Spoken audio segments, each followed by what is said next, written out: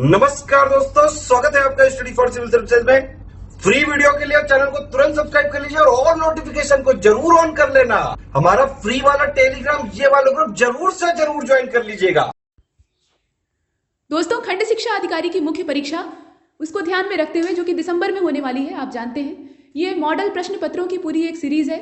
ये हिंदी माध्यम की श्रृंखला है, बिल्कुल ऐसी ही इंग्लिश मीडियम वाली भी है, तो इंग्लिश मीडियम वाले विद्यार्थी वहां से देख सकते हैं। इसमें हम रोज 40 प्रश्नों के प्रारूप पर चर्चा करते हैं, हर वीडियो में इसी प्रकार का होता है। और ये जो 40 प्रश्न होते हैं इनमें सेक्शन बटे हुए हैं।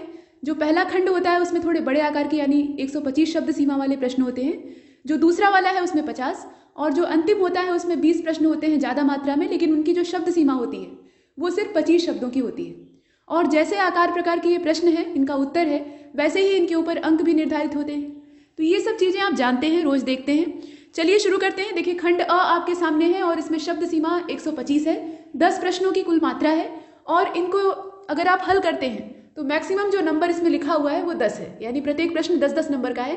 पूरा आपको कभी नहीं मिलेगा, लेकिन मैक्सिमम आपको अचीव करना है। देखिए, यहाँ पर प्रश्न दिया है। अभी हम लोग मॉडल उत्तर भी देखेंगे। इसके बाद जो खंड ब है इसमें इस प्रकार के प्रश्न हैं। यहाँ पर 6-6 अंक का प्रत्येक प्रश्न होता है और प्रश्नों की जो कुल संख्या है वो 10 होती है यहाँ भी। यानी कुल मिलाकर जो पहला वाला खंड अ है या खंड क आप इसे मान सकते हैं, इसमें 10 प्रश्न होते हैं और 100 नंबर आपका यहीं से फिक्स हो जाता है। इसके बाद जो खंड ब है उसमें आपके 60 अंक निर्धारित होते हैं और जो अंतिम वाला खंड होता है वो टिप्पणी नुमा प्रश्नों का होता है। उसमें एक एक लाइन का 1 लाइनर जैसे उत्तर जो होते हैं उसको आप लिख सकते हैं। ये very short answer type question है।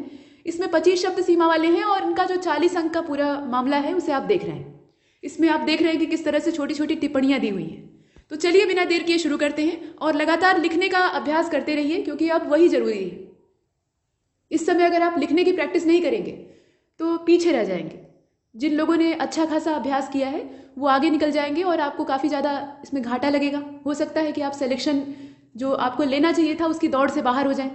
तो इसके लिए अभ्यास करते रहिए, लगातार अब लिखिए। जब भी घबराहट हो या डर लगे तब भी लिखिए, क्योंकि उसी से आपका डर दूर होगा। इस समय कॉपी किताब छोड़कर हट जाने से डर दूर नहीं होने वाला, बल्कि और ज़्यादा हावी हो जाएगा। इस समय जब डर लगे तो कॉपी किताब को पकड़ कर रखिए और पेन उठा लीजिए और लिखने लगिए। आपका हाथ और दिमाग जब व्यस्त हो जाएगा तो डरने का अवसर ही नहीं मिलेगा। चलिए देखते हैं। यहाँ पर खंड अ में जो पहला प्रश्न है उसमें कहा जा रहा है कि संविधान और संविधानवाद, इनके बीच का अंतर आपको बताना है। उसके साथ साथ आपको ये पूछा गया है कि आपको क्या लगता है कि भारतीय संविधान संविधानवाद युक्त संविधान है। मतलब संविधान तो है, ये तो हम जानते हैं, लेकिन उसमें संविधानवाद का एक मामला या प्रसंग डाला गया है और उसी के बारे में पूछा जा रहा है। हमें ये बताना है सबसे पहले तो कि संविधान और संविधानवाद में क्या अंतर है। उसके बाद हमें ये बताना पड़ेगा कि भारतीय संविधान संविधानवाद का अनुकरण करता है या नहीं। तो चलिए देखते हैं प्रश्न के 2 हिस्से, उन्हें किस प्रकार से हल किया जाए। संविधान एक पावर मैप को संदर्भित करता है जो सरकार की शक्तियों और कार्यों को परिभाषित करती है। वहीं संविधानवाद जो है वो एक विचारधारा है। जैसे राष्ट्रवाद आप देखते हैं, उग्रवाद आप देखते हैं, तो ये सब क्या है, ये विचारधाराएं होती हैं। वैसे ही संविधानवाद भी संविधान से जुड़ी हुई एक विचारधारा है और ये किसी भी सरकार की मनमानी और अधिनायकवादी प्रकृति को सीमित रखने का प्रयास करती है। मतलब प्रयास करता है और करती है, अर्थात संविधान भी यही काम करता है। संविधान जो है वो सरकार के ऊपर एक अंकुश लगाकर रखता है नियम कायदों के माध्यम से, ताकि जो लोकतंत्र है यानी लोकहित है वो सुरक्षित रह सके। इसके बाद देख लीजिए, यह एक ऐसे संविधान की स्थापना करना चाहता है, मतलब ये संविधानवाद के बारे में कहा जा रहा है, जो कानून और लोकतंत्र के शासन को बनाए रखे। इस प्रकार से हम लिख सकते हैं। और उसके बाद जो नेक्स्ट इसमें पैराग्राफ है उसमें आप देख रहे हैं कि अधिकांशतः किसी देश का जो लिखित संविधान होता है वो संविधानवाद को बनाए रखने की कोशिश करता है। देखिए, संविधान तभी जिंदा रह पाएगा या उसका क्रियान्वयन सही तरीके से हो पाएगा जब संविधानवाद जीवित रहेगा। ये दोनों एक दूसरे से खुराक लेते हैं, पोषण प्राप्त करते हैं। आप इसे ऐसे कह सकते हैं कि ये दोनों एक दूसरे के पहलू हैं, एक ही सिक्के के 2 पहलू हैं। चलिए देखते हैं। तो क्योंकि राज्य के अंगों की शक्तियों और कार्यों को परिभाषित और सीमित रखता है, इस प्रकार संविधान को संविधानवाद प्राप्त करने के साधन के रूप में देखा जाता है। ये इसके बीच का फासला है। हालांकि ऐसे देशों के उदाहरण भी हैं जहां संविधान तो है लेकिन संविधानवाद नहीं है। अभी तक हम ये सोच रहे थे कि दोनों एक दूसरे के बिना चल नहीं सकते, लेकिन कुछ राष्ट्र ऐसे हैं जहां ये चलते हैं। कैसे चलते हैं देखिए। जैसे हिटलर के तहत जर्मनी में संविधान था। हिटलर ने जर्मनी का अपने हिसाब से संविधान डेवलप किया था, लेकिन वहां पर संविधानवाद नहीं था। संविधानवाद का मतलब ये होता है कि लोकतंत्र की रक्षा की जाए, जनता के हितों को उसमें पोषित किया जाए और जो शासक है, चाहे वो सरकार लोकतंत्र से चुनी गई हो या राजशाही हो, उसमें उसके ऊपर नियंत्रण रखा जाए। लेकिन यहाँ हिटलर के ऊपर कंट्रोल रखने वाला कोई नहीं था। ये तानाशाह किस बात का था? इसी बात का था। तो ये सब हम देखते हैं। इसके अलावा हम यूके वाला जो उदाहरण है उसको भी देख लेते हैं। इसके बाद देख लीजिए, देखिए यूके का उदाहरण, जो जर्मनी का संविधान है उसका जस्ट अपोजिट है। यूनाइटेड किंगडम में कोई लिखित संविधान नहीं है, लेकिन संविधानवाद वहाँ मौजूद है और इसीलिए जो सरकार है वो सुचारू रूप से चल रही है। देखिए, संविधानवाद अगर रहेगा तो संविधान न भी रहे तो भी चलेगा, चल जाएगा। हालांकि दिक्कतें आती हैं, लेकिन इसमें समस्या नहीं होगी। लेकिन संविधान बना है और संविधानवाद ही न रहे तो संविधान लंगड़ा हो जाएगा, वो चल नहीं पाएगा। ये बातें। भारत में हमारे पास सत्ता के पृथक्करण, अब अपने देश की बात कर रहे हैं, सत्ता के पृथक्करण स्वतंत्र न्यायपालिका के आधार पर एक लिखित संविधान है जो सरकार की शक्तियों, जो सरकार की अपनी शक्तियां हैं या संविधान के द्वारा भी सरकार को कुछ शक्तियां दी जाती हैं जिसके माध्यम से वो जनहित के काम कर सके, जिसके लिए उसे चुना गया है। तो उनकी जांच करना और उनका संतुलन सुनिश्चित करना, ये इसमें निर्धारित है। मतलब वो अपनी मनमानी तो नहीं कर रहे हैं। हालांकि जो राजनीतिक पार्टियां होती हैं वो संविधान को अपने तरीके से इस्तेमाल करने लगती हैं, खासतौर पे इस समय देखने के लिए मिल रहा है। इसके बाद देखिए, हमारे संविधान ने न्यायिक समीक्षा की शक्ति के साथ साथ सरकार की शक्ति और प्रक्रिया को निर्धारित करके संविधानवाद को सुनिश्चित किया है। ये चीजें हैं और इस प्रकार भारतीय संविधान, अब हम निष्कर्ष निकाल रहे हैं। हमसे पूछा गया था ना कि आपको क्या लगता है कि ये संविधानवाद के हिसाब से चल रहा है, तो ये सही बात है। हमारा जो संविधान है वो संविधानवाद युक्त संविधान है अभी तक, लेकिन भविष्य में क्या होगा ये कोई नहीं जानता। इसके बाद दूसरे नंबर के प्रश्न को देखिए। इसमें कहा जा रहा है कि 19वीं और 20वीं शताब्दी की शुरुआत में भारतीय समाज में महिलाओं की स्थिति और भूमिका में सुधार हुआ और इस परिवर्तन के लिए जिम्मेदार विभिन्न कारकों पर चर्चा कीजिए। ये पूरा प्रश्न है।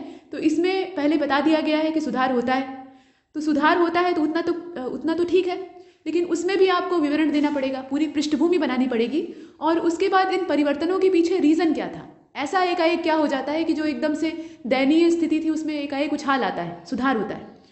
तो रीजन वही था, पुनर्जागरण वाली जो स्थितियां थी, भारतीय समाज में फैली हुई कुरीतियां, चाहे वो निम्न वर्ग को सताने वाली हो या महिलाओं के शोषण की हो, दोनों का जब एकदम चरम सीमा पर पहुंच जाते हैं दोनों, तो ऐसी स्थिति में कुछ समाज सुधारक पैदा होते हैं और उन्हें अंग्रेजों का भी सपोर्ट प्राप्त होता है। कुछ ऐसे भी अंग्रेज गवर्नर जनरल और वायसराय आते हैं जो कि इन चीज़ों को सपोर्ट करते हैं और इसका नतीजा ये होता है कि अंग्रेज़ों को अच्छी खासी, जो ये पाखंडी वर्ग था, उच्च अभिजात्य वर्ग थे, जो कि जितने भी नियम कायदे इन्होंने बना रखे थे उसको हमेशा के लिए एकदम निरंतर बनाए रखना चाहते थे, तो वो अंग्रेज़ों का पुरजोर विरोध करते हैं।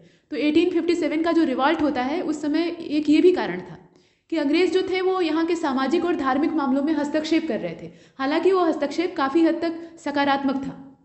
अब इसमें ये नहीं कहा जा रहा है कि जो ईसाई मिशनरियाँ करती थीं, मतलब वो पढ़ा लिखा कर धर्म बदल देती थी, तो वो अलग चीज़ है, लेकिन फिर भी जैसे सती प्रथा का उन्मूलन हुआ या ठगी का अंत हुआ या इसके अलावा विधवा पुनर्विवाह वाली बात हुई या बाल विवाह वाला जो निषेध अधिनियम था वो सब है, तो ये सब क्या है, ये प्रशंसनीय कदम है। लेकिन इसमें समाज के कुछ ऊंचे वाले जो लोग थे, कथित तौर पर ऊंचे वाले थे, उनको तीता लगता है।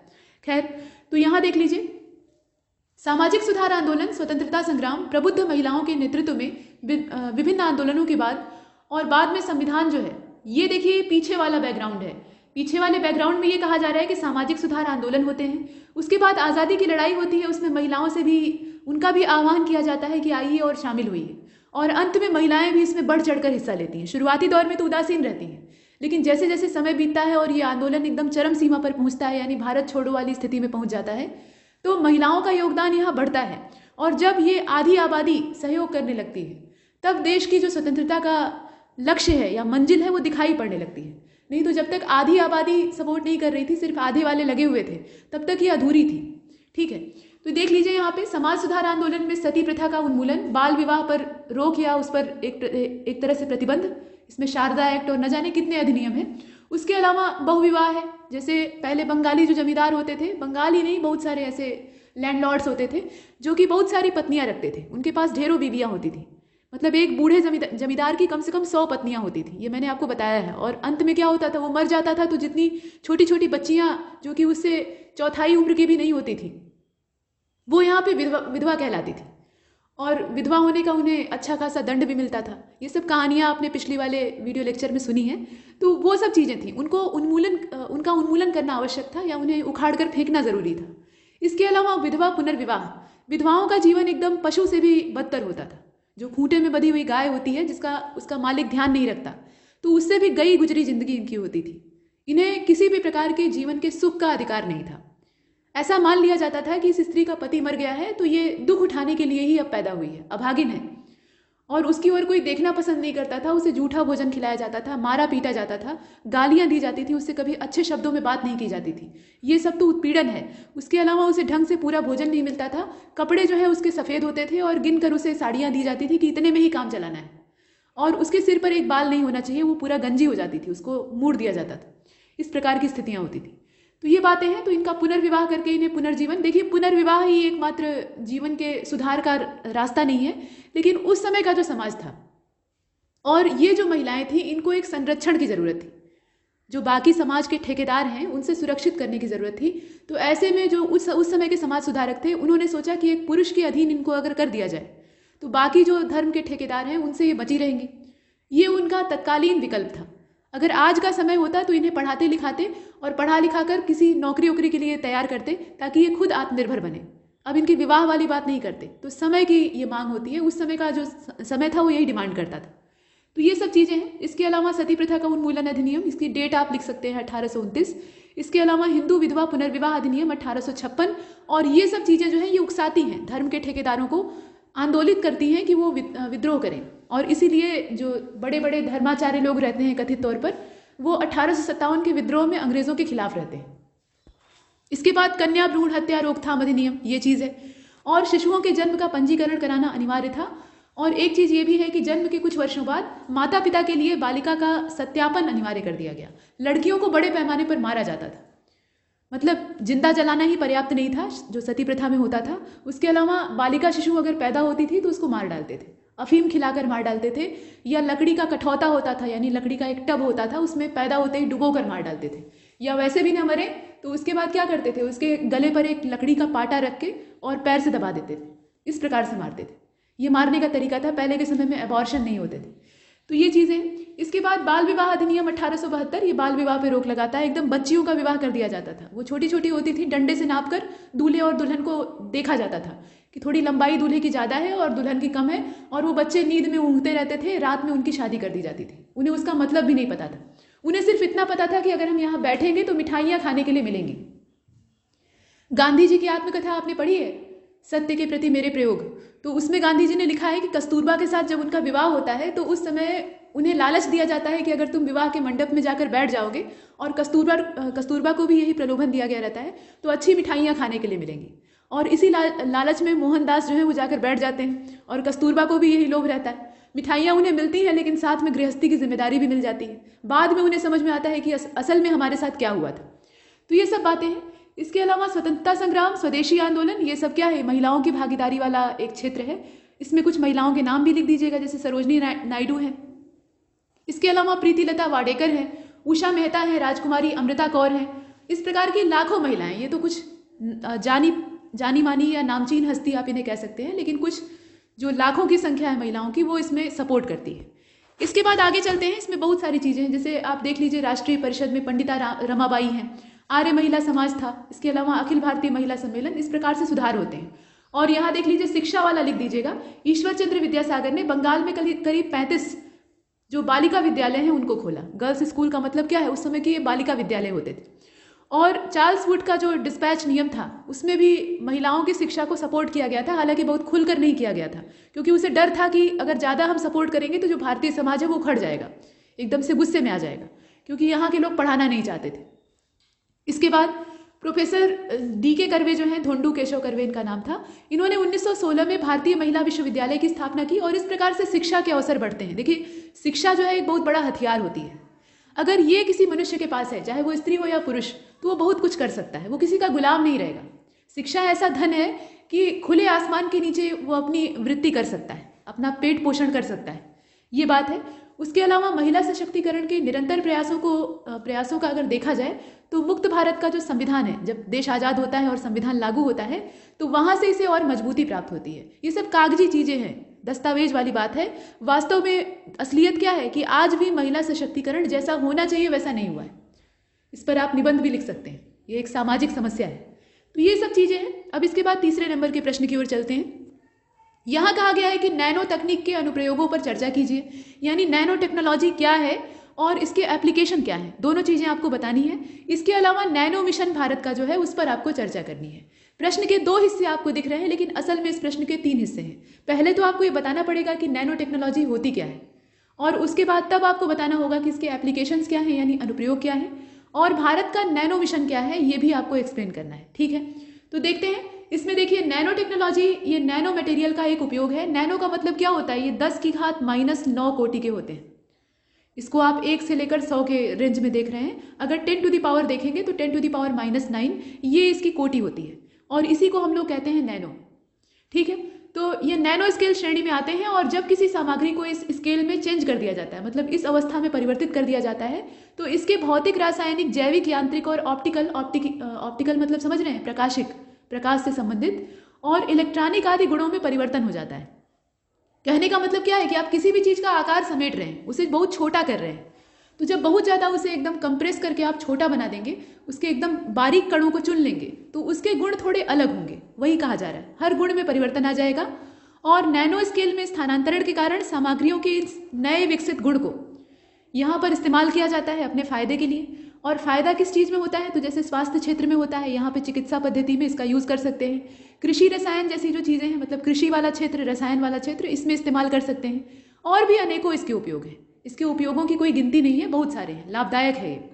प्रयोग क्या हो सकता है, यहाँ कुछ चीज़ें आपको बतानी पड़ेंगी। अनुप्रयोग आपने कहा है ना, तो देखिए नैनो फार्मास्यूटिकल ये जो चीज़ है, ये क्या चीज़ है, देखिए बहुत पहले चरणों में रोगों का पता लगाने की क्षमता, लक्षित दवा वितरण और दवा की खोज की लागत को ये कम कर सकता है। मतलब नैनो टेक्नोलॉजी के माध्यम से हम चिकित्सा क्षेत्र में काफ़ी कुछ अच्छा कर सकते हैं, विशेष रूप से फार्मेसी में, जो फार्मास्यूटिकल क्षेत्र है उसमें। इसके अलावा कृषि में खाद्य प्रसंस्करण की अगर बात की जाए, तो जो पैकिंग होती है खाद्य पदार्थों की, उनको खराब होने से बचाने के लिए यहाँ जो एंटी माइक्रोबियल पैकिंग है, उसमें नैनो सिल्वर का इस्तेमाल होता है। इसके अलावा नैनो कीटनाशक, नैनो उर्वरक, नैनो बायोस्टिमुलेंट्स, ये सब चीज़ें जो हैं ये योगदान देती हैं। मतलब नैनो उर्वरक और कीटनाशक जो हैं, ज़्यादा मात्रा में आपको खाद और उर्वरकों का इस्तेमाल, मतलब कीटनाशकों का इस्तेमाल नहीं करना पड़ेगा। उसके लिए नैनो जो टेक्नोलॉजी है वो काम करती है। इसमें कम मात्रा में आप डालेंगे और आपको ज़्यादा फायदा होगा। एक समस्या ये भी होती है कि हम फसल के ज़्यादा उत्पादन के लिए, मतलब अच्छे प्रोडक्शन के लालच में बेहिसाब तरीके से कीटनाशक और उर्वरक झोंकते हैं, ताकि फसल जिंदा रहे और बढ़ती रहे, अच्छी पैदावार हो। लेकिन यहाँ नैनो टेक्नोलॉजी हमारी इस समस्या का समाधान है। हमें किलो के भाव से यूरिया झोंकने की आवश्यकता नहीं है, ये कम मात्रा में काम करेगा। इसके बाद देख लीजिए, नैनो कीटनाशकों का उपयोग कीटनाशकों और उर्वरकों के जैव आवर्धन का पता लगाने के लिए किया जा सकता है। इसके अलावा जल संदूषण उपचार, ये क्या चीज़ है, तो नैनो कणों को बैक्टीरिया के नियंत्रण के लिए दूषित पानी से आर्सेनिक और फ्लोराइड को हटाने के लिए प्रभावी पाया जाता है। ये DRDO का अपना काम है। और इसके बाद DRDO मतलब क्या, यहाँ पे रक्षा अनुसंधान और विकास संगठन की बात की जा रही है। रक्षा के क्षेत्र में स्मार्ट कपड़े और हल्के वजन वाली जो घातक बंदूकें हैं और गोला बारूद, कुल मिलाकर एक चीज़ समझ लीजिए। देखिए, जो बड़े बड़े विशालकाय सामान थे, चाहे वो किसी भी क्षेत्र के हों, उनको ये छोटा बना देगा और प्लस और ज़्यादा उपयोगी बना देगा। जैसे आप देख रहे हैं कि हथियार हैं, बहुत भारी भरकम जो वेपन्स होते हैं, उनको उठाएंगे फिर उसके बाद चलाएंगे, इसमें दिक्कत होगी। तो उससे अच्छा है कि हल्के फुल्के औजार रहें, उनको तुरंत उठाएं और तुरंत दाग दें सामने वाला ढेर। तो ऐसी वाली चीज़ें जो है टेक्नोलॉजी, वो अच्छी मानी जाती है और वो नैनो टेक्नोलॉजी में हमें काम कर सकता है। इसके अलावा सैनिकों के जो कपड़े लत्ते होते हैं, बड़े भारी भरकम होते हैं, मतलब इतना लेंदी होते हैं, मोटे मोटे टाट के टुकड़े जैसे, जो सीमा पर सुरक्षा करते हैं। उनके सिर पे लोहे का टोप पहले होता था, तो उसको ही ढोएं फिर। तो इसके लिए नैनो टेक्नोलॉजी सहायता करेगी। हल्के फुल्के उनके लिए जो ड्रेस मटेरियल है उसको तैयार करेगा। इसके साथ साथ आप देखते हैं कि जैसे अंतरिक्ष वाला क्षेत्र है, तो उसमें अंतरिक्ष यात्री कितना भारी भरकम सूट पहनकर जाते हैं, लगता है कि वो पूरा मतलब किस तरीके के हैं, पहलवान वगैरह तो नहीं है। सिर पर बहुत बड़ा हेलमेट होता है, कांच का गोला, और जो उनके सूट होते हैं वो भी पूरा उनके शरीर से 4 गुने साइज़ के होते हैं। तो उसको भी कॉम्पैक्ट बनाने का काम यहाँ पे नैनो टेक्नोलॉजी करेगी। मतलब वो स्लिम सूट बनाएगी, एकदम शरीर से चिपका हुआ। इस प्रकार से आपने वो देखा है एवेंजर मूवी, तो उसमें एवेंजर द इन्फिनिटी वार वाली जो सीरीज़ है उसकी, मतलब कई पार्ट हैं, तो इन्फिनिटी वार में आपने देखा है कि आयरन मैन का जो सूट है वो एक बटन दबाते ही चालू हो जाता है, मतलब उसके शरीर पर रहता नहीं है, और जैसे ही वो अपने छाती का बटन दबाता है, उसको टच करता है, वो स्क्रीन रहती है, और उसके बाद वो सूट उसके शरीर पर चढ़ने लगता है और पूरे शरीर को कवर कर लेता है। यानी आयरन मैन का सूट जो है वो नैनो टेक्नोलॉजी से बना हुआ था। तो कुछ वैसी ही टेक्नोलॉजी यहाँ डेवलप करने की बात की जा रही है। इसके बाद देखते हैं आगे। यहाँ देखिए, देश में अनुसंधान के क्षेत्र में नैनो प्रौद्योगिकी के समग्र विकास के लिए, देश के विकास के लिए इसकी संभावनाओं का उपयोग करने के लिए चलाया गया ये कार्यक्रम है, जिसको कि कहा जाता है नैनो मिशन, और इसकी शुरुआत होती है 2007 में। उद्देश्य क्या है? तो मूल अनुसंधान का संवर्धन करना। देखिए, अभी नैनो टेक्नोलॉजी इतनी ज़्यादा पॉपुलर नहीं है। पॉपुलर का मतलब ये है कि पॉपुलरिटी तब आएगी ना जब ये फैलेगी। अभी प्रत्येक जनता को या आम नागरिक को इसकी बहुत ज़्यादा इन्फॉर्मेशन नहीं है, लोग सुनते हैं, बस सुनकर रहने देते हैं। तो इसलिए पहली चीज़ ये है कि अनुसंधान करके जो जायज़ खोजें हैं या आविष्कार हैं उसको लोगों के सामने रखा जाए। तो ये पहला उद्देश्य है। इसके साथ साथ नैनो विज्ञान और प्रौद्योगिकी अनुसंधान के लिए जो बुनियादी ढांचा विकास है उसको डेवलप करने की रिक्वायरमेंट है। साथ ही साथ नैनो अनुप्रयोग और प्रौद्योगिकी विकास कार्यक्रम, इसको भी विकसित करने की ज़रूरत है। और मानव संसाधन विकास, अंतर्राष्ट्रीय सहयोग, ये सब इसमें काम करेगा। तो जो नैनो मिशन है उसका उद्देश्य क्या है? जो नैनो टेक्नोलॉजी हमारे देश की है उसको इम्प्रूव करना, जितना हो सके उतना परिवर्धित करना, क्योंकि ये फायदेमंद है।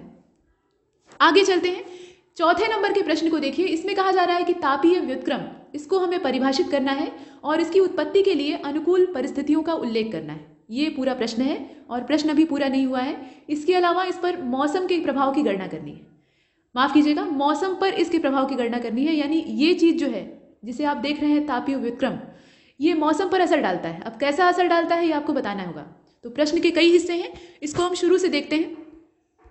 अब यह जो तापीय व्युत्क्रम है इसको हमें देखना है।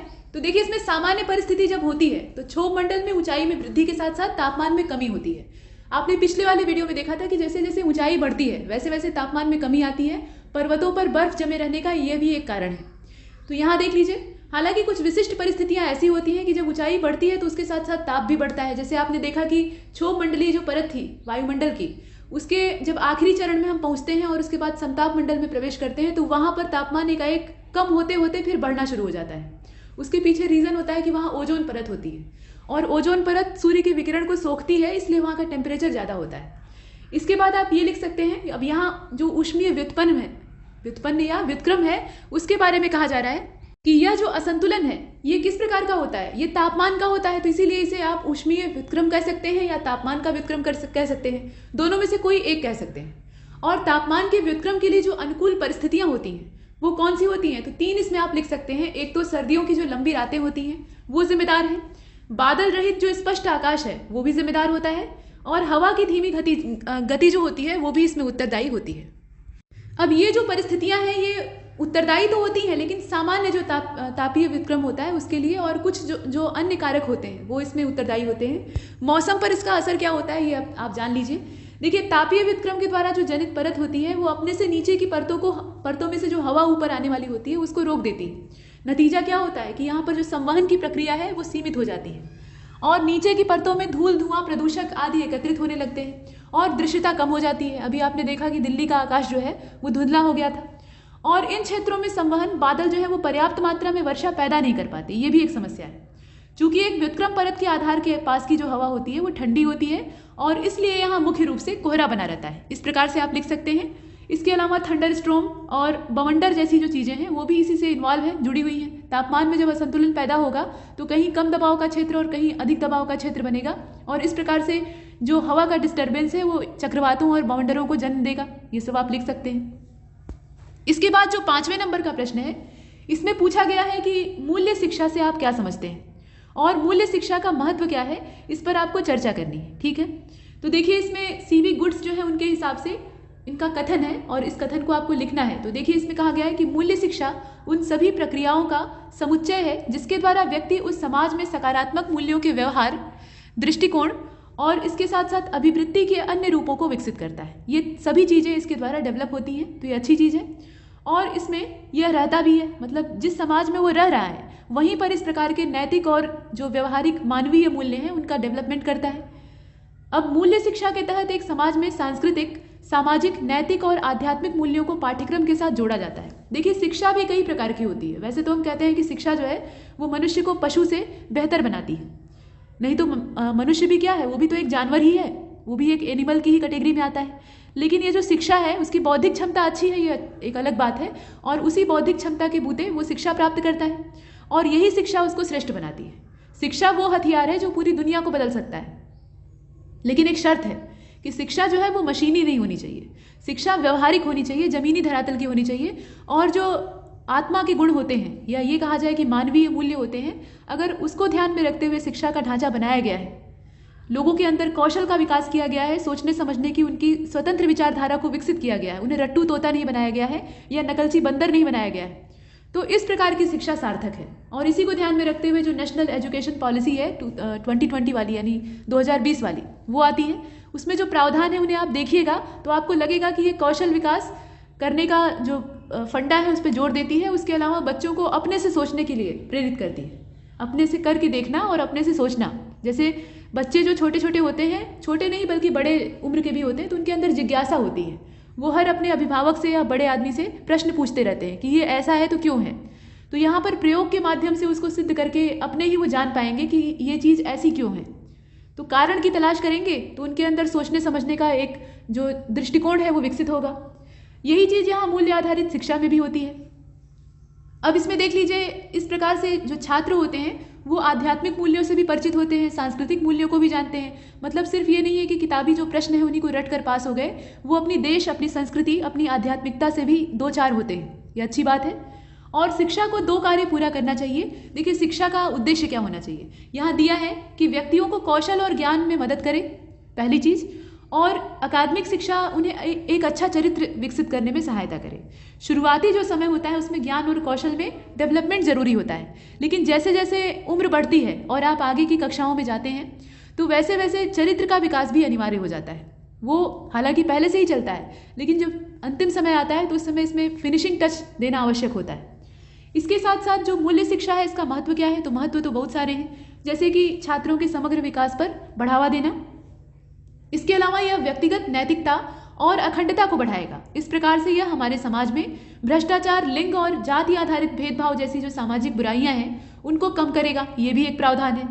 और यह एक व्यक्ति को रचनात्मक तरीके से जीवन से निपटने में सहायता करेगा। वह जानता होगा कि असफलताओं से कैसे निपटें, कैसे खुशी पाएं और दूसरों को भी खुश रखें। क्योंकि आज के समय में डिप्रेशन में चले जाने की या आत्महत्या कर लेने की या कोई गलत रास्ता चुन लेने की जो प्रवृत्तियां हैं वो युवाओं में बढ़ती जा रही हैं।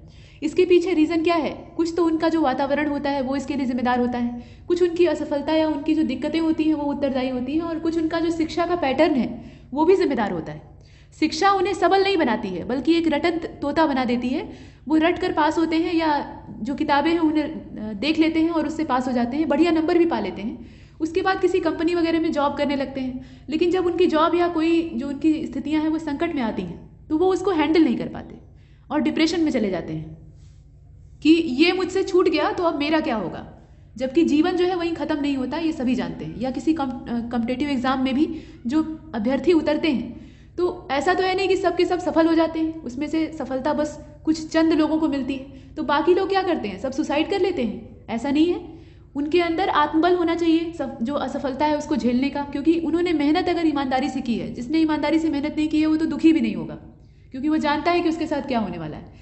लेकिन जिसने ईमानदारी से मेहनत की है वो जानता है अगर उसने सही ढंग से शिक्षा प्राप्त की है और उसके माता पिता ने उसे उसी ढंग के संस्कार दिए हैं जो कि चरित्र को मजबूत करते हैं, आत्मबल को मजबूत बनाते हैं, तो वो समझता है कि उसकी मेहनत कभी बेकार नहीं जाएगी, यहाँ नहीं तो कहीं और। इस प्रकार से तो उसी आधार की शिक्षा देने की आवश्यकता है ताकि हर बच्चा सबल बन सके। इसके बाद आप देख लीजिए, यहाँ पे वर्तमान दुनिया में मूल्य शिक्षा की प्रासंगिकता को स्वीकार किया गया है और कोठारी आयोग और एनसीईआरटी इसने हमारे पाठ्यक्रम में मूल्य शिक्षा को शामिल करने की सिफारिश की है और ये सिफारिश बहुत ही सार्थक है, ऐसा होना चाहिए। 6वें नंबर के प्रश्न को देखिए, संरक्षणवाद से आप क्या समझते हैं और संरक्षणवाद का उदय भारत के आर्थिक हितों को कैसे प्रभावित करता है, इस पर आपको पूरा विस्तार से लिखना है। तो देखिए, संरक्षणवाद देशों की उन आर्थिक नीतियों का संदर्भ लेता है जो घरेलू उद्योगों को बढ़ावा देने के लिए उनकी सुरक्षा हेतु अंतर्राष्ट्रीय व्यापार पर प्रतिबंध लगाती है। हमारा जो विश्व से लेन देन हो रहा है उसको ये रोक देती है ताकि अंदर के जो रोजगार हैं, अंदर के जो व्यवसायी हैं, अंदर की जो जनता है वो फलित हो, यानी देश का पैसा देश के पास रहे, बाहर न जाए। हालांकि सुरक्षा या गुणवत्ता कारणों के आधार पर भी ऐसे व्यापार में अवरोध लगाए जाते हैं। मतलब कभी कभी तो क्या होता है, सुरक्षा के उद्देश्य से भी लगा दिया जाता है, बाहर से असुरक्षा होती है किसी भी सामान को भेजने या मंगाने में या व्यापार करने में, तो ऐसी स्थिति में रोक देते हैं, कुछ समय के लिए रोक देते हैं, ये अल्पकालिक होता है। लेकिन जो इसमें पहला वाला कारण दिया है कि अपने देश के नागरिकों का और अपने देश के जो उद्यम है उनका हित तलाशने के लिए रोका जाता है, तो वो दीर्घकालिक होता है, लंबे समय के लिए उस पर बैन लगा देते हैं। और संरक्षणवाद के जो उपकरण होते हैं उसमें क्या होता है, तो शुल्क जो है वो आयात पर कर, इसके अलावा कोटे की अगर बात की जाए तो आयात की मात्रा की जो सीमा है उसको निर्धारित कर दिया जाता है। घरेलू उत्पादकों को सब्सिडी दी जाती है ताकि उन्हें प्रोत्साहन मिले। इसके साथ साथ मानकीकरण का मतलब क्या है कि सभी विदेशी उत्पादों को उस देश के कुछ दिशा निर्देशों का पालन करने की आवश्यकता हो सकती है। देखिए, एकदम से अगर रोक देंगे, संरक्षणवाद का सीधा मतलब तो ये है कि एकदम से रोक दिया, व्यापार होने ही न दे बाहर से। लेकिन आज के समय में जो वर्तमान युग है, पहले के समय में तो हो सकता था, जो बीता हुआ गुजरा हुआ समय था उसमें इस प्रकार से कोई भी देश कर सकता था और लोग करते थे, जैसे हमारा ही देश था। लेकिन वर्तमान युग में वैश्वीकरण का दौर चल रहा है और ऐसे में अगर आप संरक्षणवाद को लेकर चलिएगा एकदम कठोरता से, मतलब एकदम कड़ाई से आप इसके जितने भी नियम कायदे हैं उनका पालन कर रहे हैं, एकदम से बाहरी व्यापार हो ही नहीं रहा है, तो अर्थव्यवस्था गिर जाएगी, चल नहीं पाएगी, देश जो है वो विकसित नहीं हो पाएगा, एकदम से पीछे की ओर चला जाएगा। और ये खतरनाक स्थिति है क्योंकि हर कीमत पर विकास तो अनिवार्य है, विकास नहीं करेंगे तो समाप्त हो जाएंगे, ये प्रकृति का भी नियम है। तो ऐसी परिस्थिति में हल्का सा संरक्षणवाद का जो टच है वो विकास के ढांचे में शामिल किया जाता है। और इसका स्वरूप कैसा होता है, तो स्वरूप यही होता है कि जैसे जो विदेशी उत्पाद हैं, बाहर के आने वाले व्यापारी हैं या कंपनियां हैं, उनके उत्पादों पर तरह तरह के नियम कायदे लगा दिए जाएं ताकि वो सीमित मात्रा में ही फैल सकें, बहुत ज़्यादा तेज़ी से ना फैल सकें। बहुत खुली छूट उनको नहीं दी जाती है। खुली छूट किसके पास होती है, जो देशी उत्पाद होते हैं या देशी स्वरोजगार होता है उसको छूट दी जाती है। ये है संरक्षणवाद, ये आधुनिक संरक्षणवाद है, उसी को हम देख रहे हैं। और भारत पर संरक्षणवाद का जो प्रभाव है वो कैसा हो सकता है, तो सकारात्मक भी हो सकता है और नकारात्मक भी हो सकता है। सकारात्मक क्या हो सकता है, व्यवहारिक सोच की बात है, आप आराम से सोच सकते हैं। जो देशी उद्यम है, घरेलू उद्योग है, गृह उद्योग, हस्तशिल्प है या जो भी कुछ है, वो प्रोत्साहित होगा इससे। और जो बाहरी कंपनियां हैं वो हतोत्साहित होंगी। ये नेगेटिव भी है क्योंकि बाहरी कंपनियां यहाँ अच्छा खासा इन्वेस्ट करती हैं, यहाँ का बाजार मतलब एक तरह से उसे मेंटेन किए हुए हैं, तो उनका हाथ पीछे खींचने का क्रम शुरू हो जाएगा। जब उनके यहाँ तरह तरह की पाबंदी लगेगी तो यहाँ से अपना व्यापार समेटने लगेंगी, ये एक नेगेटिव चीज़ है। अब देख लीजिए, चूंकि भारत के सकल घरेलू उत्पाद का 44% हिस्सा उसके निर्यात और आयात से आता है, तो अगर व्यापार युद्ध बढ़ता है तो भारत अपने सकल घरेलू उत्पाद के आधे से 1% का नुकसान उठाएगा। ये विश्व बैंक का कथन है और ये सत्य है। इसके बाद देख लीजिए, वैश्विक रूप से यह अनुमान लगाया जा सकता है कि संरक्षणवाद 31 मिलियन से भी अधिक लोगों को गरीबी में धकेल सकता है, जिसमें अधिकांश भारत से हैं। मतलब हमारा उद्देश्य क्या है, देश की जनता को सुखी बनाना, देश के रोजगार को प्रोत्साहन देना। लेकिन अगर हमने संरक्षणवाद पर कड़ाई से काम किया, इस पर अमल किया, तो इसका नतीजा क्या होगा कि बहुत सारे लोग बेरोजगार हो जाएंगे, क्योंकि रोजगार देने का काम भी ये बाहरी कंपनियां करती हैं और इनके यहाँ जो एम्प्लॉई हैं, हमारे देश के अपने लोग, वो इन नौकरियों से वंचित हो जाएंगे। इसके बाद देख लीजिए, भारतीय प्रवासी सख्त वीजा नियमों और आव्रजन जैसे जो मानदंड हैं उनकी चुनौतियों का सामना करेंगे। जैसे H1B वाला जो मामला था उसको आप देख रहे हैं। प्रौद्योगिकी के हस्तांतरण और पूंजी प्रवाह में बाधा आएगी। दूसरे देशों से हमारा लेन देन चलता रहता है, खुला व्यापार एकदम बिना रोक टोक के चलता है, तो उसमें होता क्या है कि हम टेक्नोलॉजी का भी लेन देन करते हैं। नई तकनीकी अगर किसी के पास है तो उससे हम भी अवगत हो जाते हैं, वो भी हमारे पास आ जाती है। तो अगर हम अपने दरवाजे बंद कर लेंगे तो वो सब आ नहीं पाएगा। इसके अलावा द्विपक्षीय संबंध जो है उनमें तनाव पैदा हो सकता है। मतलब जिन देशों के साथ आप व्यापार पर थोड़ा प्रतिबंध लगाएंगे या कायदे कानून थोपेंगे तो वो देश खुश थोड़े ही होगा, वो नाराज होगा। तो यहाँ दिया हुआ है कि जैसे अमेरिका विश्व व्यापार संगठन के द्वारा GSP को हटाना, ये सब चीज़ें आप इसमें शामिल कर सकते हैं। हालांकि इस चुनौती को एक अवसर में बदला जा सकता है, क्योंकि यह प्रतिभा के पलायन को रोकेगा। प्रतिभाएं जो है वो पलायन कर रही हैं तो उसको ये रोकेगा और घरेलू उत्पादन और आत्मनिर्भरता को बढ़ाएगा। इस प्रकार से एक आत्मनिर्भर भारत के लक्ष्य को प्राप्त करने में सहायता होगी। तो यहाँ पर जो मोदी जी का लक्ष्य है आत्मनिर्भर भारत वाला, उसी पर ही आधारित प्रश्न है। इसमें कुल मिलाकर हम सकारात्मक अंत तो करते हैं। यहाँ देखिए, आपको नेगेटिव चीज़ के साथ अंत नहीं करना है, पॉजिटिव लेना है कि भारत जो है वो आत्मनिर्भर हो सकता है बशर्ते कुछ नियम और शर्तों को माना जाए। लेकिन वास्तविकता ये है कि अगर बाहरी आयात या निर्यात को हम रोक देते हैं तो विकास अवरुद्ध हो जाएगा, निश्चित रूप से अवरुद्ध हो जाएगा और देश की अर्थव्यवस्था गर्त में चली जाएगी। इसीलिए मजबूरी है, हम एकदम से इस पर एक्शन नहीं ले सकते। लंबी लंबी बातें करना आसान होता है, दस्तावेजों में लिख देना आसान होता है, लेकिन जब जमीनी धरातल पर उस चीज़ को उतारा जाता है तो वहाँ की स्थितियाँ भिन्न होती हैं और अपने देश में थोड़ी स्थितियाँ और ज़्यादा जटिल हैं। तो पहले का भारत नहीं है ये, भारत जो है आधुनिक है। और इस समय अगर हम अपने दरवाजे अधखुले भी कर दें, दरवाजों को अगर पूरा बंद कर देंगे तब तो एकदम संकट खड़ा हो जाएगा। अगर अधखुला कर दें यानी ज़्यादा लोग अंदर ना आ सकें तो ये स्थितियाँ भी नुकसानदेह हैं। ठीक है, इसके बाद आगे चलते हैं। देखिए, 7वें नंबर का जो प्रश्न है उसमें आप देख रहे हैं उत्तर प्रदेश इलेक्ट्रॉनिक्स विनिर्माण नीति, ये 2020 की है। इसके लक्ष्यों, उद्देश्यों और मुख्य विशेषताओं के बारे में आपको बताना है। ये यूपी की है तो इम्पॉर्टेंट है। यूपी इलेक्ट्रॉनिक्स विनिर्माण नीति 2020। मिशन क्या है इसका, इसको आप हेडिंग डालकर भी लिख सकते हैं, फ्लो चार्ट बनाकर भी लिख सकते हैं, बहुत सारे तरीके हो सकते हैं। मिशन इसका 3 इसमें दिया हुआ है, जैसे देख लीजिए, इलेक्ट्रॉनिक्स उद्योग के लिए उत्तर प्रदेश को एक फेवरेट प्लेस के तौर पर डेवलप करना, पसंदीदा स्थान बनाना, ये इसका पहला लक्ष्य है। और राज्य में विश्व स्तरीय जो इलेक्ट्रॉनिक्स सिस्टम डिज़ाइन विनिर्माण है, यानी ESDM की बात की जा रही है, वह पारिस्थितिकी तंत्र का एक प्रोटेक्शन करेगा, निर्माण करेगा, मतलब यहाँ पे विनिर्माण की बात हो रही है। इसके अलावा MSME जो उद्यम है उनका पोषण, अनुसंधान और नवाचार, इसके अलावा उद्यमिता की जो संस्कृति है उसको बढ़ावा देना। इसके साथ साथ टारगेट देख लीजिए, इसके लक्ष्य क्या हैं। बहुत सारे लक्ष्य बनाए जाते हैं, लक्ष्य आधे से अधिक भी पूरे हो जाएं तो बहुत अच्छी बात। यहाँ कहा गया है कि 40,000 करोड़ रुपया जो है उसके निवेश को आकर्षित करने के लिए यहाँ टारगेट रखा गया है, इसे आप देख रहे हैं। इसके साथ ये कहा जा रहा है कि राज्य में 3 इलेक्ट्रॉनिक्स मैन्युफैक्चरिंग क्लस्टर्स, जिन्हें कि EMC कहा जाता है, उनको डेवलप करना। यमुना एक्सप्रेसवे औद्योगिक विकास प्राधिकरण, इसको इलेक्ट्रॉनिक सिटी जेवर हवाई अड्डे के पास यानी डेवलप करने की बात कही जा रही है। जेवर हवाई अड्डा क्या है, ये अभी मतलब नया विकसित हुआ हवाई अड्डा है और ये गौतम बुद्ध नगर का है, तो इसे आप देख रहे हैं। इसके बाद बुंदेलखंड में रक्षा इलेक्ट्रॉनिक्स विनिर्माण क्लस्टर की स्थापना, तो ये सब इसके टारगेट हैं, इस नीति के टारगेट हैं, जो कि पूरे भी किए जा रहे हैं और पूरे किए जाएंगे। कुछ चीज़ें हो चुकी हैं और कुछ भविष्य में होंगी। इसके बाद लखनऊ, उन्नाव, कानपुर जोन में मेडिकल इलेक्ट्रॉनिक्स विनिर्माण क्लस्टर की स्थापना, ये सब चीज़ें हैं। और राज्य में 3 उत्कृष्टता केंद्र यानी COE की स्थापना करना, और राज्य के भीतर 4 लाख रोजगार के अवसर, ये सब चीज़ें इसमें आती हैं। जैसे कि IT और इलेक्ट्रॉनिक्स विभाग, भारत सरकार के अधीन एक नोडल एजेंसी को उत्तर प्रदेश के इलेक्ट्रॉनिक्स विनिर्माण 2020 के प्रभावी कार्यान्वयन के लिए नामित किया जाएगा, ये पहला है। उसके बाद इलेक्ट्रॉनिक सिस्टम डिज़ाइन विनिर्माण, इस पार्क को राष्ट्रीय या सरकारी आप कह सकते हैं निजी एजेंसियों के सहयोग से पूरे राज्य में स्थापित किया जाएगा। या जो नीति E-कचरा वाली है, मतलब जो E-कचरा है उसके प्रबंधन और हैंडलिंग वाली, उसके कार्यान्वयन में सुविधा होगी। तो ये सब चीज़ें इसमें प्लस पॉइंट के तौर पे देखी जाती हैं। कोई भी नीति आती है, नया सिद्धांत आता है, तो उसकी जो अंदर की चीज़ें हैं वो आपको बतानी होती हैं, और अंत में जब आप समापन करने लगते हैं प्रश्न का, तो वहाँ पर आपको बताना होता है कि ये नीति कितनी लाभदायक रहेगी या कितनी हानिकारक रहेगी। मतलब इसकी कमियों को भी आप लिख सकते हैं, इसमें कोई दिक्कत नहीं। इसके बाद 8वें नंबर के प्रश्न को देखिएगा। यहाँ पर मंदिर वास्तुकला की जो नागर और द्रविड़ शैली है उसके बीच का आपको अंतर बताना है।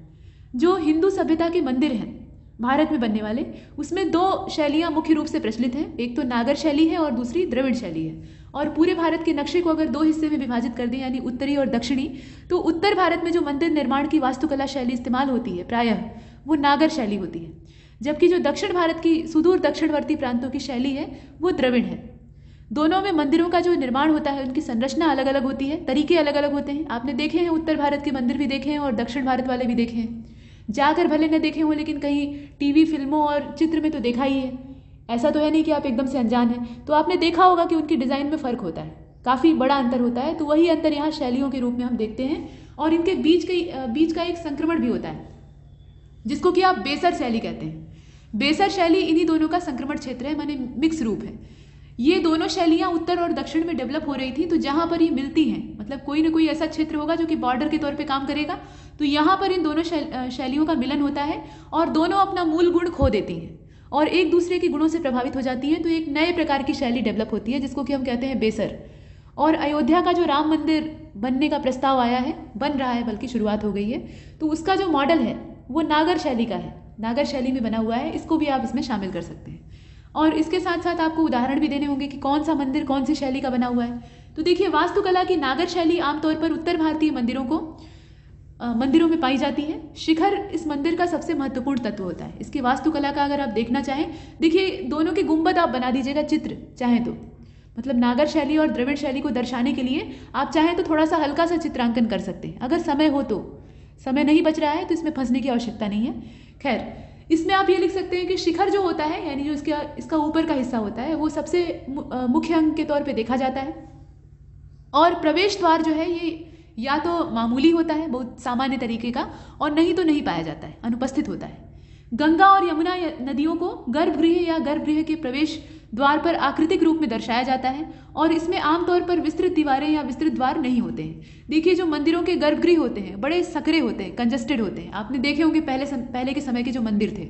आजकल तो जो बन रहे हैं उसमें खुलापन ज़्यादा होता है, लेकिन पहले के समय के मंदिरों को देखिए बड़े कंजस्टेड होते हैं, उनमें घुसने के लिए आपको मशक्क़त करनी पड़ती है। बाहर भारी भीड़ इकट्ठी है, उससे कोई समस्या नहीं है, लेकिन मंदिर का जो दरवाजा है वो एकदम छोटा सा होता है, तो यहाँ सकरापन देखा जाता है। उसके साथ साथ नागर शैली का अगर लोकप्रिय उदाहरण आप देखना चाहें तो इसमें उड़ीसा का जो लिंगराज मंदिर है और मध्य प्रदेश में आप खजुराहो मंदिर को देखते हैं, तो ये सब चीज़ें इसमें शामिल होती हैं। इसके बाद द्रविड़ शैली की ओर चलते हैं। इसमें नागर शैली के बाद द्रविड़ शैली है। तो वास्तुकला की जो द्रविड़ शैली है, इसमें मंदिर कृष्णा नदी और कन्याकुमारी के बीच पाए जाते हैं प्रायः इस प्रकार के मंदिर, और गोपुरम इनमें सबसे प्रमुख होता है, और जो इसका गोपुरम होता है वो आकार में बहुत बड़ा होता है। द्रविड़ शैली के मंदिर विस्तृत सीमाओं में फैले रहते हैं। मंदिर के परिसर में पानी के तालाब पाए जाते हैं। मतलब जो नागर शैली है वो कैसी होती है, उसमें मंदिर का शिखर ही काफ़ी ज़्यादा इंपॉर्टेंट होता है, उसी को खूब एकदम नक्काशी करके बनाते हैं। आसपास का प्रांगण उतना फैला हुआ नहीं होता है, उसमें बहुत ज़्यादा काम नहीं करते हैं या विस्तार नहीं करते हैं। हालांकि हमने देखा है कि शिवालयों के सामने सरोवर हुआ करते हैं, लेकिन इस प्रकार की चीज़ें बहुत सीमित होती हैं। जो द्रविड़ शैली होती है वहाँ पे ये सब चीज़ें बहुत अनिवार्य रूप से और विस्तृत तरीके से की जाती हैं। जैसे पानी के टैंक बनाए जाते हैं, त्रिकोणीय विमान द्रविड़ मंदिर के गर्भगृह के ऊपर होता है, यानी विमान भी बनाया जाता है। देवता अंदर है तो चलेंगे कैसे, उनको मतलब गाड़ी मोटर की आवश्यकता होगी। जैसे आपके घर के सामने 4 व्हीलर खड़ी रहे या दोपहिया वाहन रहे, तो वैसे ही देवताओं के जो मंदिर होते हैं उनके आगे उनके वाहन होते हैं, रथ होते हैं। जैसे आपने देखा है मामल्लपुरम वाला। इसके अलावा जो हम्पी का रथ है उसको देख लीजिएगा। हम्पी का रथ जो है वो उदाहरण है, मतलब विट्ठल स्वामी मंदिर जो है उसके बाहर वो बना हुआ है, रखा हुआ है, और वो रथ जो था वो भगवान विष्णु की सवारी के लिए बनाया गया था, और उसके ऊपर किसी ज़माने में गरुड़ की प्रतिमा विराजमान थी।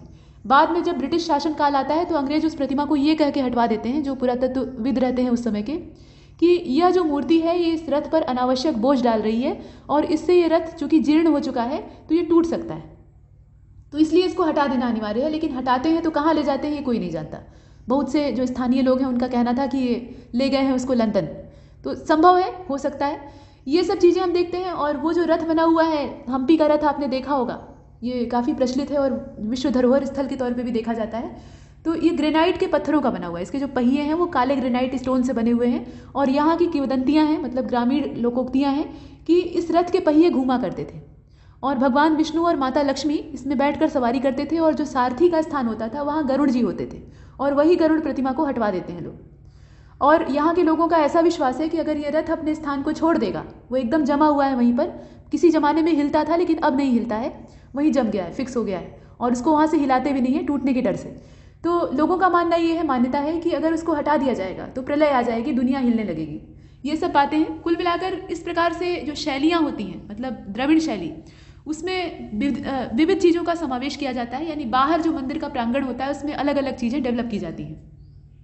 अब इसमें आप देखिए, जैसे तंजावुर का बृहदेश्वर मंदिर है, या तमिलनाडु का मीनाक्षी मंदिर है, इसका तो गुंबद भी बहुत सुंदर है, इसे आपने देखा।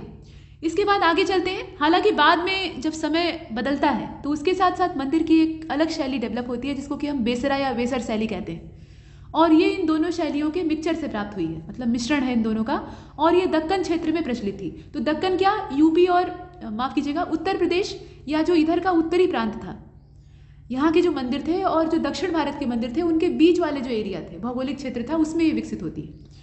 अब देखिए 9वें नंबर का प्रश्न, इसमें कहा जा रहा है कि विनिवेश क्या है। इतिहास से हम लोग सीधा सीधा अर्थशास्त्र की ओर मुड़ रहे हैं। तो विनिवेश क्या है, और विनिवेश को हम लोग निजीकरण से अगर अलग करना चाहें तो कैसे करेंगे। चालू वित्त वर्ष के विनिवेश का लक्ष्य भी उल्लेख करिए, मतलब उसे भी बताइए। तो देखिए, भारतीय संदर्भ में अगर देखा जाए तो विनिवेश का तात्पर्य होता है सरकार के द्वारा परिसंपत्तियों के परिसमापन से, ये चीज़ें हैं, और सरकार इस पैसे का उपयोग विशिष्ट जरूरतों को पूरा करने के लिए करती है, जैसे कि अन्य नियमित स्रोतों से राजस्व की कमी को पूरा करने के लिए, ये एक चीज़ है। और सरकार जब किसी निजी निवेशकों को एक संपूर्ण उद्यम या बहुमत हिस्सेदारी बेचती है, मतलब ये काम सरकार करती है, तो प्रक्रिया को निजीकरण कहा जाता है। मतलब ये प्रक्रिया जो है ये निजीकरण कहलाती है। जैसे रेलवे का निजीकरण हुआ है, मतलब उसकी कुछ हिस्सेदारी जो है वो प्राइवेट सेक्टर में चली गई है। अब इसके बाद हम कह सकते हैं कि सभी विनिवेश जो है वो निजीकरण का हिस्सा नहीं होते हैं, और रणनीतिक विनिवेश के रूप में भी इन्हें जाना जा सकता है, जहां तक हिस्सेदारी 50% से ज़्यादा हो। इसके साथ साथ उद्यम के प्रबंधन के संबंध में निजी क्षेत्र में भी स्थानांतरित किया जा सकता है। तो ये सब कुछ चीज़ें हैं, मतलब दोनों के बीच का डिफरेंस है। अब इसके बाद विनिवेश का उद्देश्य क्या होता है।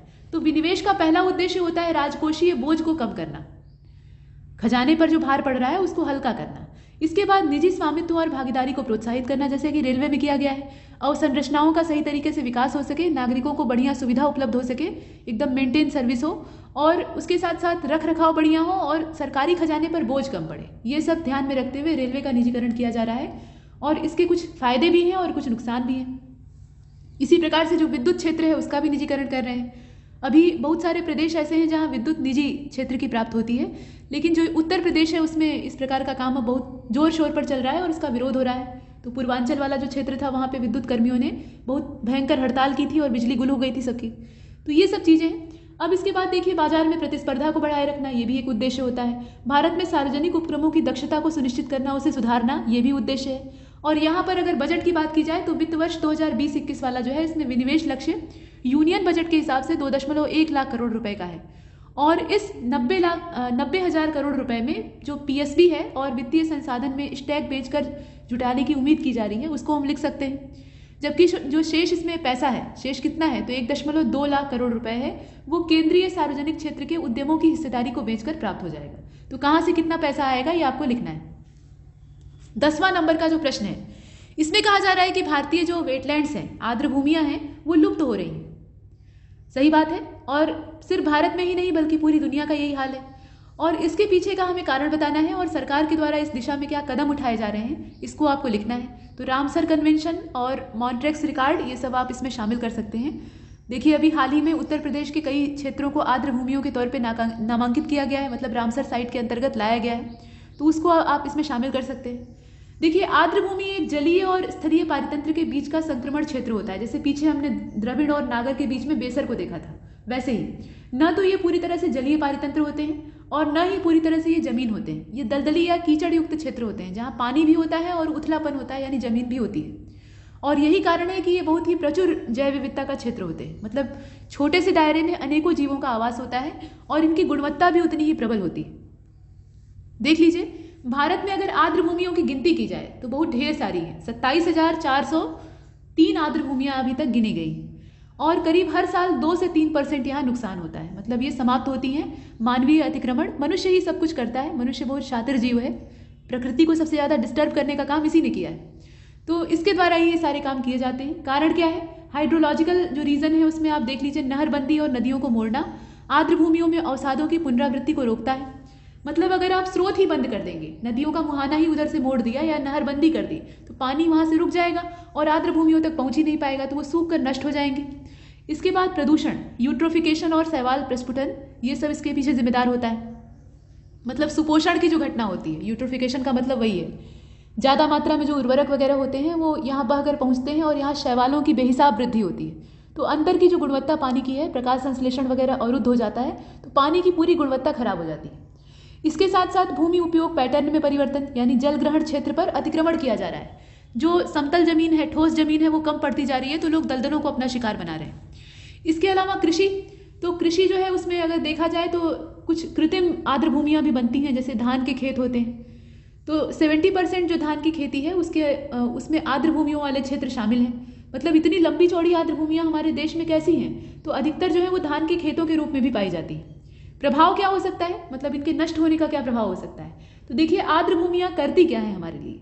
ये फिल्टर करने का काम करती है। जितने विषैले पदार्थ हैं उनको छान कर अपने अंदर सोख लेती हैं और भूमिगत जल को रिचार्ज भी करती हैं और पानी का शोधन भी करती हैं। इसके अलावा बहुत सारे जीवों को आवास देती हैं, हमारी अनेकों जो प्राकृतिक संसाधनों से जुड़ी हुई ज़रूरतें हैं उनको पूरा करती हैं।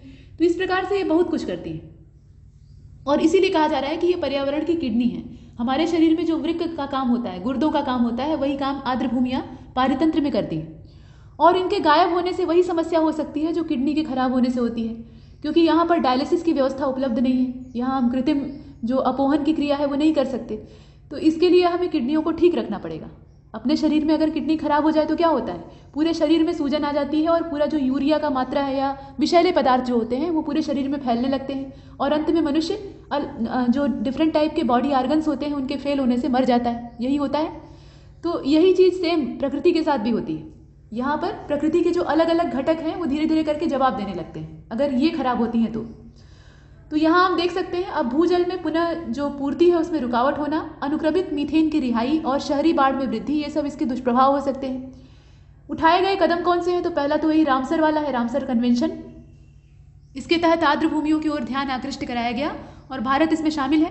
इसके अलावा जलीय पारिस्थितिकी तंत्र के संरक्षण के लिए राष्ट्रीय स्तर पर जो NPCA है उसको आप लिख सकते हैं। इसके अलावा आर्द्र भूमि संरक्षण और प्रबंधन अधिनियम 2017 वाला, जो कि देश भर में 2 लाख से अधिक वेटलैंडों की रक्षा करेगा। ये सब प्रावधान भारत सरकार की ओर से किए गए, तो इसे आप लिख सकते हैं। अब इसके बाद खंड ब आपका यहीं से शुरू होता है। इसमें आपको अकबर की सामाजिक और धार्मिक नीतियों पर प्रकाश डालना है और ये कहा जा रहा है कि अपने समय से ये बहुत आगे की थी, यानी अकबर जो था वो दूरदर्शी सोच रखता था, ये कहने का मतलब है। इसका जो आध्यात्मिक और सामाजिक दृष्टिकोण था वो बहुत दूरदर्शी था, यानी भविष्य की भी ये सोचता था। वो जानता था कि भविष्य में समय कैसा आने वाला है। तो देख लीजिए, अकबर जो था वो निरक्षर था, उसको पढ़ना लिखना नहीं आता था, लेकिन बहुत ज़्यादा बुद्धिमान था और उसके अंदर जो चारित्रिक गुण थे उसी की वजह से उसे अकबर महान कहा जाता है।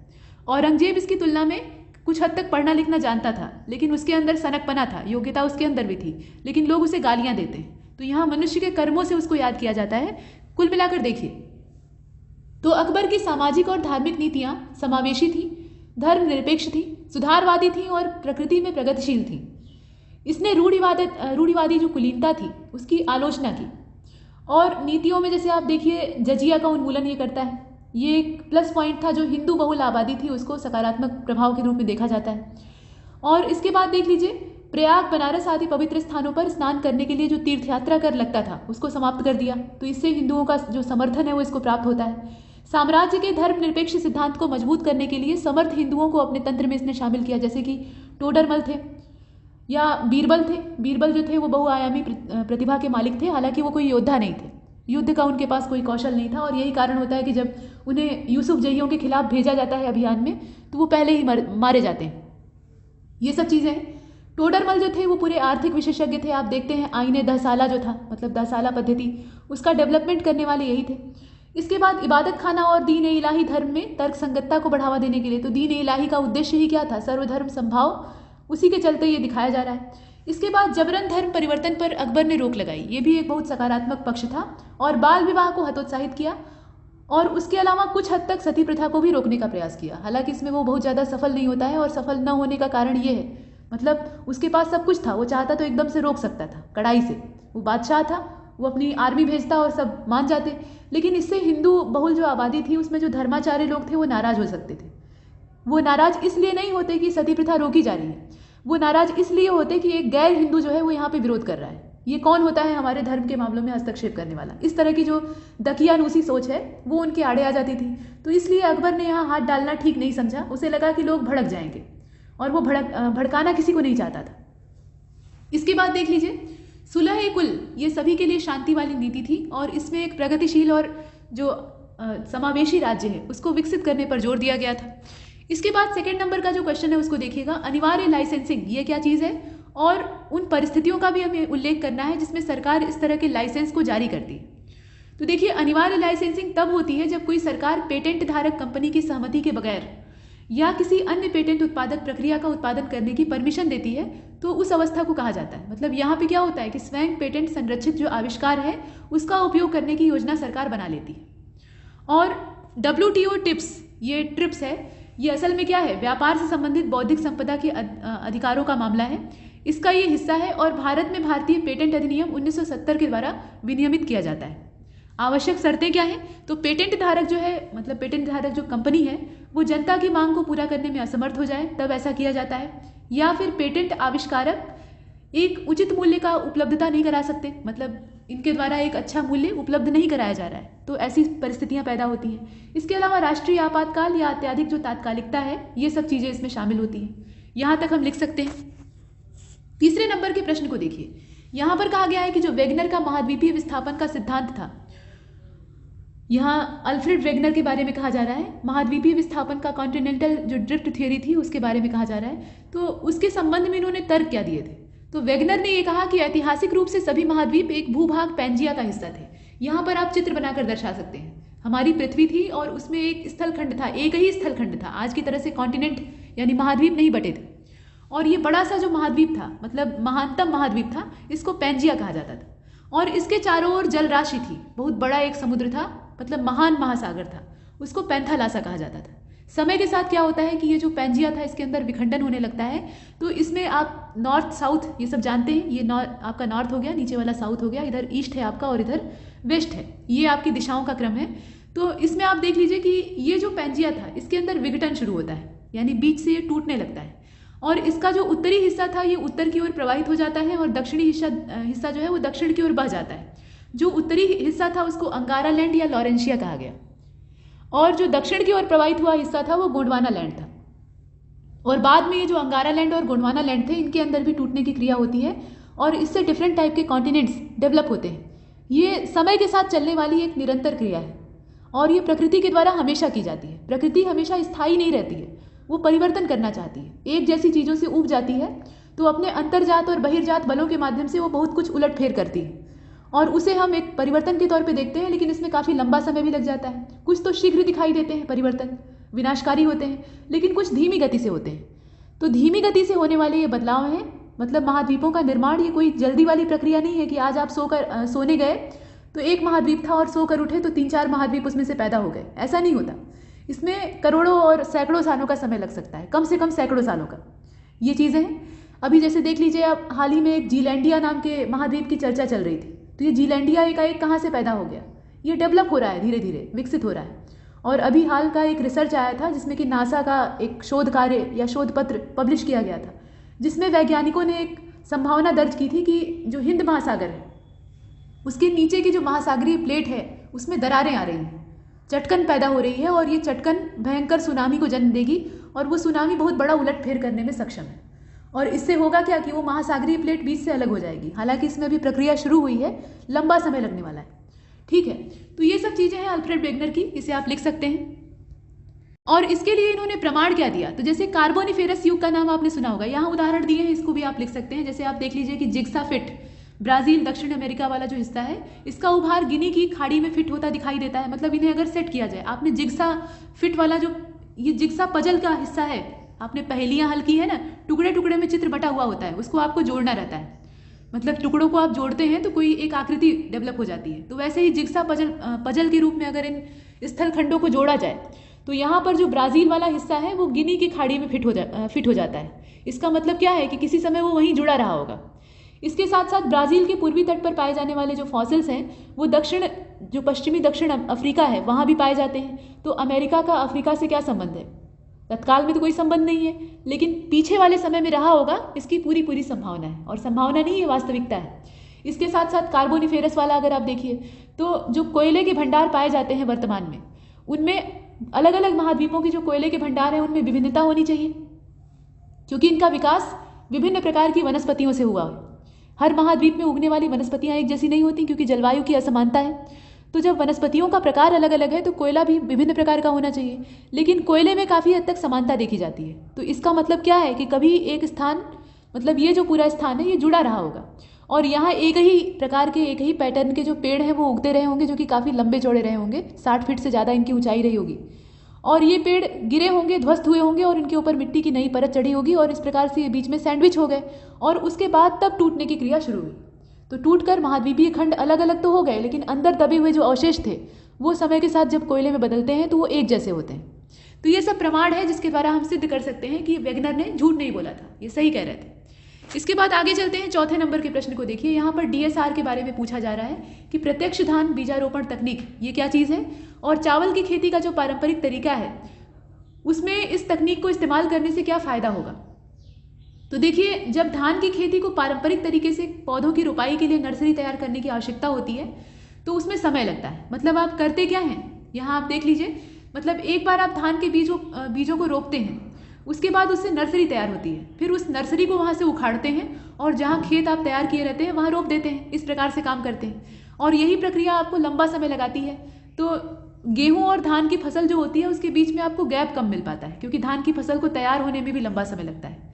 अब यहाँ पर आधुनिक टेक्नोलॉजी का इस्तेमाल किया जाए ताकि धान की खेती आसानी से भी हो जाए, उत्पादन भी अच्छा रहे। हमने सुना है कि चीन के पास धान के जो खेत हैं वो हमसे कम है, लेकिन उत्पादन हमसे ज़्यादा होता है। दुनिया में सबसे ज़्यादा उत्पादन वही करता है, हम दूसरे स्थान पर हैं, जबकि हमारे पास खेत ज़्यादा है। तो इसके पीछे कारण क्या है कि अभी हम परंपरागत जो कृषि पद्धतियाँ हैं उन्हीं का इस्तेमाल कर रहे हैं, जो मॉडर्न टेक्नोलॉजी है उससे हम अछूते हैं, तो उसको अपनाने की आवश्यकता है। यहाँ आप देख लीजिए विशिष्ट ट्रैक्टर, ये दोनों प्रकार के बीज बो सकते हैं और शाकनाशी का छिड़काव भी कर सकते हैं, यानी एक साथ, मतलब एक पंथ दो काज जिसे कहा जाता है, वो काम यहाँ पर होता है। फ़ायदा क्या होता है कि पानी की बर्बादी यहाँ कम होती है। पानी धान की खेती में बहुत बर्बाद होता है, जितनी आवश्यकता होती है उससे ज़्यादा उड़ेला जाता है।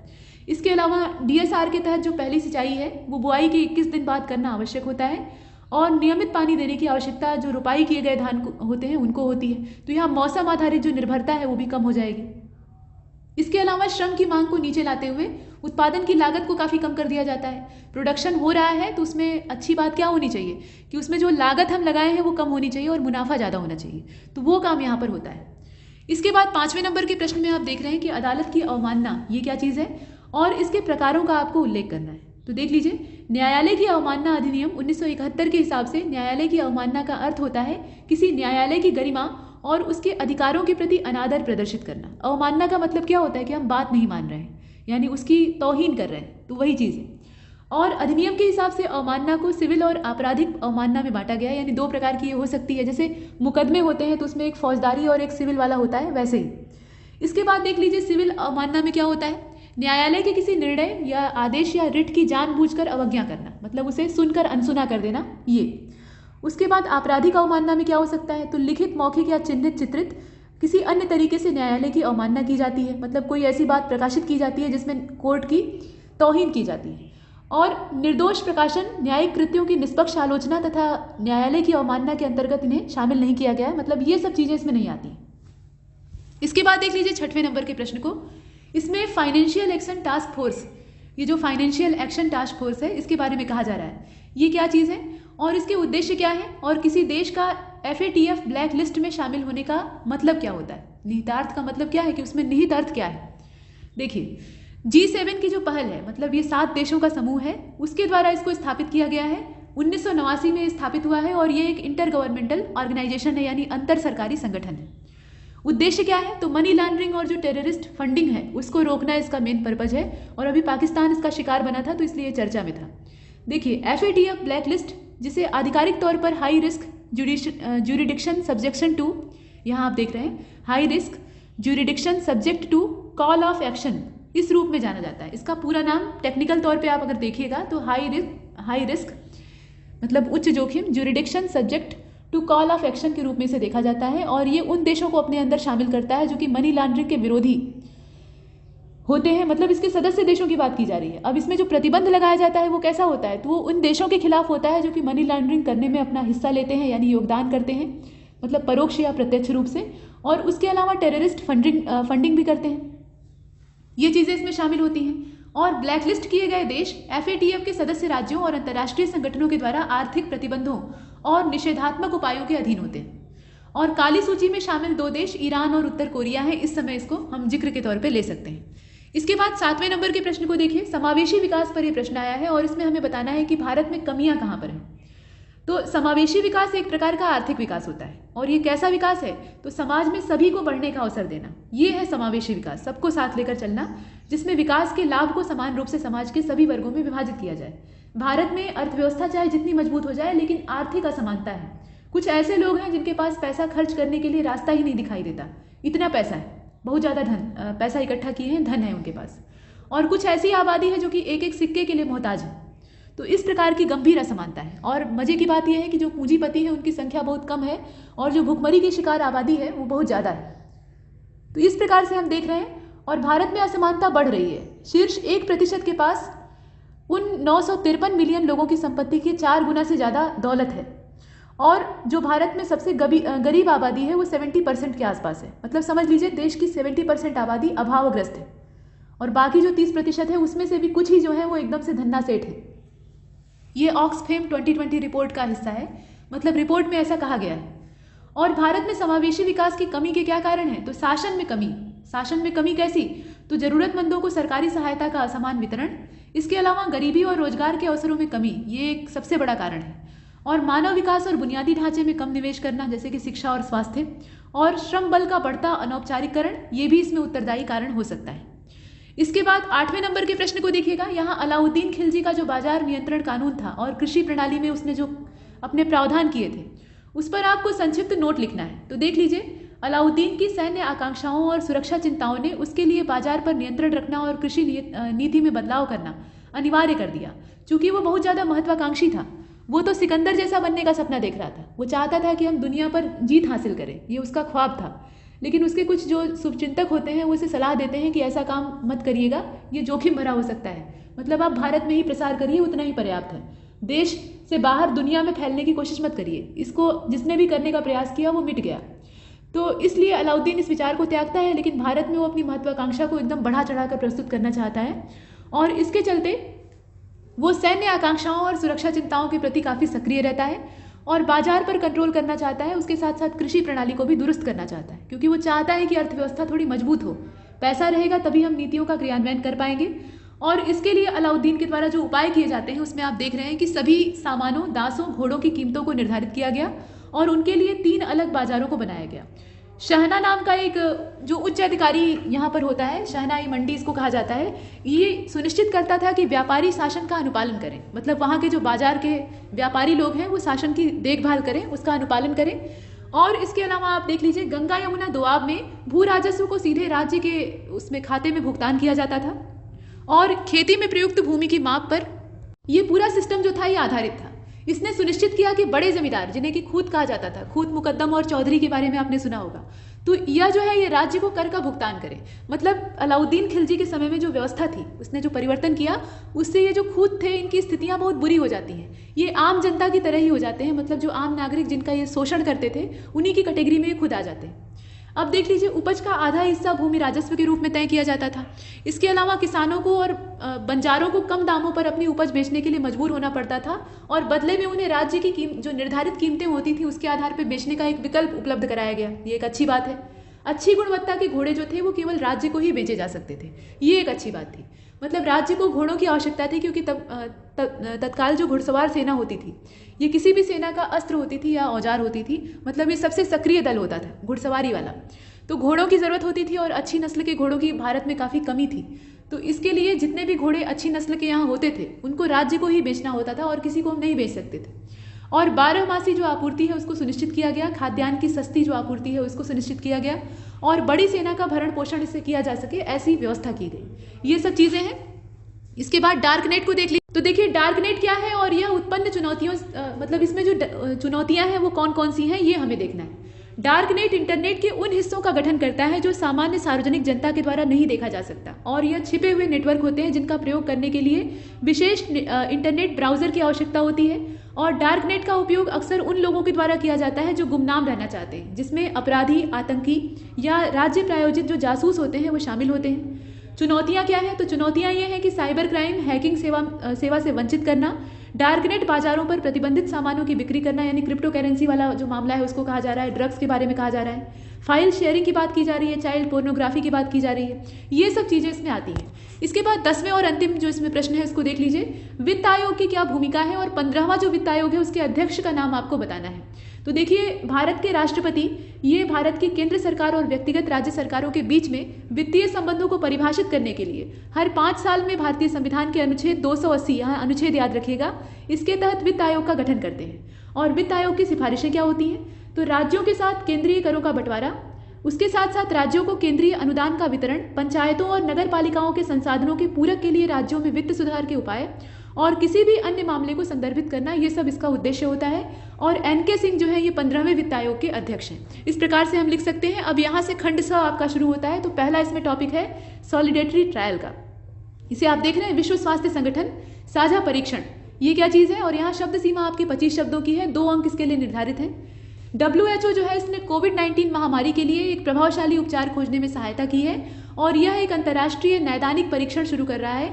यह कोविड-19 के उपचारों के लिए सबसे बड़े अंतर्राष्ट्रीय यादृच्छिक परीक्षणों में से एक है। परीक्षण क्या है? तो इसमें आप लिख सकते हैं कि कोविड-19 रोगियों में 3 महत्वपूर्ण परिणामों, दवा के प्रभाव का मूल्यांकन ये कर रहा है, जैसे कि मृत्यु दर है, इसके अलावा सहायक वेंटिलेशन की आवश्यकता है और अस्पताल में वो कितने दिन तक टिकते हैं, ये जो निर्धारण है इसको ये करता है। इसके बाद G4 के बारे में आपका सेकंड क्वेश्चन है। इसमें आपको उद्देश्य भी बताना है। G4 में जो शामिल देश है उसमें भारत है, जापान है, इसके अलावा ब्राज़ील और जर्मनी है। ये इसके सदस्य हैं। उद्देश्य क्या है? तो ये देश विस्तारित संयुक्त राष्ट्र सुरक्षा परिषद यानी यूएनएससी में स्थायी सीट के लिए एक दूसरे की उम्मीदवारी का समर्थन करते हैं। ये इनका प्रावधान है। इसके बाद तीसरे नंबर के प्रश्न में आप देख लीजिए सिलप्पाधिकारम, और उसके आगे लिखा है एक पायल की कहानी। तो इसमें आप देख लीजिए क्या लिखा हुआ है। इलंगो आदिगल के द्वारा इसको लिखा गया था, जो कि एक जैन भिक्षु थे या जैन संत थे, और तमिल का ये सबसे प्रारंभिक महाकाव्य है। ये महाकाव्य है, मतलब कविता के फॉर्मेट में लिखा गया है, तो आप जानते ही हैं। और इसमें कणग्गी और कोवलम की दुखद प्रेम कहानी है। कहानी जो है वो समकालीन चोल साम्राज्य और विशेष रूप से मदुरै की जो सामाजिक आर्थिक स्थिति है उसके बारे में परिचय देती है। सिलप्पाधिकारम ये आपने पढ़ा है। इसके बाद मंजूषा कला, ये आपका चौथे नंबर का है। इसमें बिहुला बिशहरी के जो लोकगीत हैं इनका सचित्र वर्णन किया जाता है, और इनकी उत्पत्ति अंगदेश का मतलब अंगराज कर्ण का क्षेत्र था, ये चंपा नगरी और जो भागलपुर वाला एरिया है, भागलपुर बिहार का, वहाँ पे हिंदू त्यौहार बिशरी पूजा या विशहरी पूजा से उत्पन्न हुआ है। ये एक पट्टचित्र है और 3 मुख्य रंगों का इस्तेमाल करके इसको बनाया जाता है। इसमें गुलाबी, हरा और पीला रंग इस्तेमाल किया जाता है। पेंटिंग में सांपों का चित्रण किया जाता है, तो इसलिए इसको सर्प पेंटिंग भी कहा जाता है। मतलब हर पेंटिंग में सर्प का चित्र जो है वो अनिवार्य रूप से होता है। यहाँ विषहरी नाम ही है, तो विष का संबंध किससे है? सर्प से है। इसके बाद 5वें नंबर के प्रश्न को देखिए। यहाँ कहा जा रहा है कि राष्ट्रीय अवसंरचना पाइपलाइन, यहाँ देख लीजिए, राष्ट्रीय अवसंरचना पाइपलाइन यानी एनआईपी का उद्देश्य होता है पूरे भारत में विश्व स्तरीय बुनियादी ढांचे को प्रदान करना और सभी नागरिकों के लिए जीवन की गुणवत्ता को सुधारना। और अगले 5 वर्षों के लिए 111 लाख करोड़ की परियोजना की पहचान की गई है, और इसमें ग्रीन फील्ड और ब्राउन फील्ड की जो दोनों परियोजनाएं हैं वो भी शामिल है। और एनआईपी को लागू करने में हिस्सेदारी अगर देखी जाए तो केंद्र जो है इसमें 39% का भागीदार है, और राज्य जो है वो इसमें 40% का योगदान देते हैं। निजी क्षेत्र का इसमें योगदान है 21% का। इस प्रकार से हम लिख सकते हैं। इसके बाद फिलिप्स वक्र को देख लीजिए, ये 6वें नंबर का है। तो A.W. फिलिप्स के द्वारा, इसे आप चित्र के द्वारा भी दर्शा सकते हैं, वक्र को दर्शा सकते हैं। तो A.W. फिलिप्स के द्वारा विकसित जो वक्र है ये मुद्रास्फीति की बेरोजगारी के बीच में व्युत्क्रम संबंध को दर्शाता है। सिद्धांत ये बताता है कि मुद्रास्फीति की दर जितनी ज्यादा होगी बेरोजगारी उतनी ही कम होगी, और इसके विपरीत इस प्रकार से उच्च स्तर की जो मुद्रास्फीति है इसके साथ ये अधिक मात्रा में रोजगार को उपलब्ध करा सकता है। हालांकि फिलिप्स वक्र जो है ये मुद्रास्फीति जनित मंदी यानी स्टैगफ्लेशन इसकी स्थितियों को समझाने में विफल रहता है, मतलब इसको असफलता प्राप्त होती है, और मुद्रास्फीति और बेरोजगारी दोनों ही बहुत ज्यादा हो जाती है। ये चीजें आप लिख रहे हैं। इसके बाद 7वें नंबर के प्रश्न को देखिएगा। इसमें कहा जा रहा है ट्यूलिप योजना के बारे में। तो ट्यूलिप योजना क्या है? शहरी शिक्षण इंटर्नशिप कार्यक्रम इसको कहा जाता है, और इसका शॉर्टकट है ट्यूलिप। कार्यक्रम को आवास और शहरी मामलों यानी ये जो मंत्रालय है इसके द्वारा अखिल भारतीय तकनीकी शिक्षा परिषद इसके बीच में एक साझेदारी के माध्यम से कार्यान्वित किया जा रहा है, और यहाँ पर 25,000 जो स्नातक हैं उनको शहरी निकायों और स्मार्ट सिटीज में इंटर्नशिप के अवसर दिए जाएंगे। ये शहरों के लिए प्रावधान है। इसके अलावा ये कुशल उच्च गुणवत्ता वाले और कार्यबल वाले जो नागरिक केंद्रित समाधान है उसको उपलब्ध कराएगा, और क्रियामूलक ज्ञान के विचार पर यह आधारित है। तो नवाचार को बढ़ावा देना ये भी इसका उद्देश्य है, इसे आप लिख सकते हैं। इसके बाद इम्प्रिंट, ये आपका 8वें नंबर का टॉपिक है।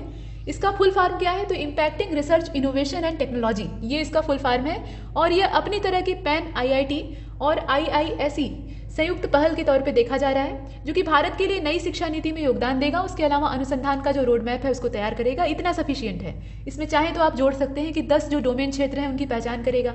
नवाचार बढ़ाना ये सरकार की जितनी नीतियां आ रही हैं उनका उद्देश्य है ही है, तो इसको आप शामिल कर सकते हैं। इसके अलावा क्लाउड बर्स्ट, ये क्या है? ये बादल के फटने की घटना है। हम लोग कहते हैं ना बादल फट गया, बहुत मूसलाधार वर्षा हुई और उसके बाद तबाही मच गई, तो वही चीज़ है। भारत मौसम विज्ञान जो है यानी भारतीय मौसम विज्ञान IMD उसके हिसाब से एक छोटे क्षेत्र में केंद्रित 100 मिलीमीटर प्रति घंटे से ज़्यादा की जो वर्षा होती है उसको कहा जाता है बादल का फटना, और इतने कम समय में अत्यधिक मात्रा में वर्षा होती है जिससे कि बाढ़ और तबाही आ जाती है। ये इसका पूरा मंजर होता है।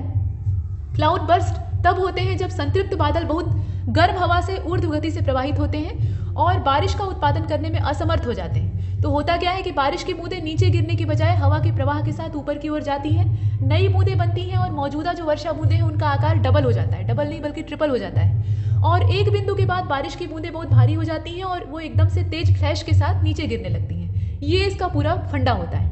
इसके बाद कोपेन का जो जलवायु वर्गीकरण है इसको आप देख लीजिए। इसमें पूरा नहीं पूछा है, छोटा प्रश्न है तो पूरा पूछेगा, लंबा हो जाएगा। इसमें सिर्फ CWG वाला जो विशेषता है उसी को हमें लिखना है। तो CWG का मतलब क्या होता है? ये शुष्क सर्दियों के साथ मानसून प्रकार की जो जलवायु है उसको दर्शाता है, और इस प्रकार की जलवायु गंगा के मैदान, पूर्वी राजस्थान, असम का जो क्षेत्र है, मालवा का पठार है, वहाँ के अधिकांश हिस्सों में पाई जाती है। गर्मियों का तापमान 40 डिग्री सेल्सियस बढ़ता है तो सर्दियों में 27 डिग्री सेल्सियस नीचे गिर जाता है। ये यहाँ की स्थितियाँ हैं, और आप चाहें तो नक्शा बनाकर जो इनका क्षेत्र है उसको दर्शा सकते हैं। इसके बाद 11वें नंबर का जो क्वेश्चन है, इसमें परमादेश यानी जो मैंडमस है उसके बारे में कहा जा रहा है, और इसका शाब्दिक अर्थ होता है परमादेश का कि हम आदेश देते हैं, ये मेरा आदेश है या हम आदेश देते हैं। यह रिट जो होती है, ये सब रिट होती हैं, आप जानते हैं, उच्च न्यायालय या सर्वोच्च न्यायालय के द्वारा जारी की जाती है, या मतलब इसमें जो प्रावधान होता है वो कैसा होता है, जो अवर न्यायालय होते हैं या सार्वजनिक अधिकारी होते हैं, सार्वजनिक निकाय होते हैं, निगम होते हैं, अधिकरण होते हैं, या सरकार को भी जारी की जा सकती है, मतलब किन चीज़ों को ये भेजी जा सकती है ये दिया जा रहा है। और इसमें कुछ ऐसे लोग होते हैं या ऐसे क्षेत्र होते हैं जिसके खिलाफ ये जारी नहीं हो सकती है, जैसे एक निजी व्यक्ति या निजी निकाय के खिलाफ इस रिट को नहीं भेजा जा सकता। इसके अलावा किसी विचाराधीन जो कर्तव्य है जो कि विवेकाधीन है, उसके लिए इसके जो प्रावधान है उसको अनिवार्य नहीं बनाया जा सकता। राष्ट्रपति या राज्य के राज्यपालों के खिलाफ इसको यूज़ नहीं किया जा सकता। इसके अलावा एक कार्यकारी मुख्य न्यायाधीश के खिलाफ इसको इस्तेमाल नहीं कर सकते हैं, और किसी भी प्रकार के निजी अनुबंध को लागू करने के लिए इस रिट का इस्तेमाल नहीं कर सकते हैं। संविधान की मूल संरचना पर आपका 12वां प्रश्न है, तो केशवानंद भारती मामला जो है 1973 का, उसको आप रख दीजिएगा, और इसमें संविधान की अकाट्य विशेषताएं शामिल हैं और जिन्हें संशोधित नहीं किया जा सकता, ऐसी ये विशेषताएं हैं। कुछ विशेषताओं में जैसे न्यायिक समीक्षा का अधिकार है, धर्मनिरपेक्षता है, सत्ता का विभाजन है, संघवाद है, ये सब क्या है, ये अपरिवर्तित होने वाली विशेषताएं। इसके बाद शक युग के बारे में आपका 13वां प्रश्न है। शक युग की स्थापना सातवाहन वंश के राजा शालिवाहन ने की थी, और ऐसी मान्यता है, ऐतिहासिक मान्यता है कि कॉमन एरा जो है वो 78वें वर्ष से शुरू होता है। जैसे मुहूर्त मार्तंड जैसी जो रचनाएं हैं उससे इन चीज़ों का पता लगता है कि शक युग की शुरुआत शालिवाहन के जन्म से की जाती है। यहाँ राज्याभिषेक नहीं बल्कि जो जन्म की तारीख है वहाँ से की जाती है। और 1300 ईस्वी में लिखे गए कल्प प्रदीप का ये सुझाव होता है, मतलब ये ग्रंथ है कल्प प्रदीप, इसका ये सुझाव है कि विक्रमादित्य पर शालिवाहन की विजय का ये प्रतीक है। तो राष्ट्रीय कैलेंडर शक काल पर आधारित है, इस प्रकार से आप लिख सकते हैं। इसके बाद 14वें नंबर का जो प्रश्न है, इसमें आप देख रहे हैं नेहरू लियाकत समझौते पर टिप्पणी आपको लिखनी है, इसे आप देख रहे हैं। तो देखिए, नेहरू लियाकत संधि, जिसे कि दिल्ली संधि के रूप में भी जाना जाता है, तो इसको उल्टा भी पूछ सकता है, दिल्ली संधि कह सकता है। भारत और पाकिस्तान के बीच में एक विपक्षीय ये समझौता था, और इसमें जो दोनों देश थे उनके अल्पसंख्यकों के बीच में मानवीय बर्ताव के लिए एक रूपरेखा के लिए सहमति बनती है। इस प्रकार से ये प्रावधान होता है।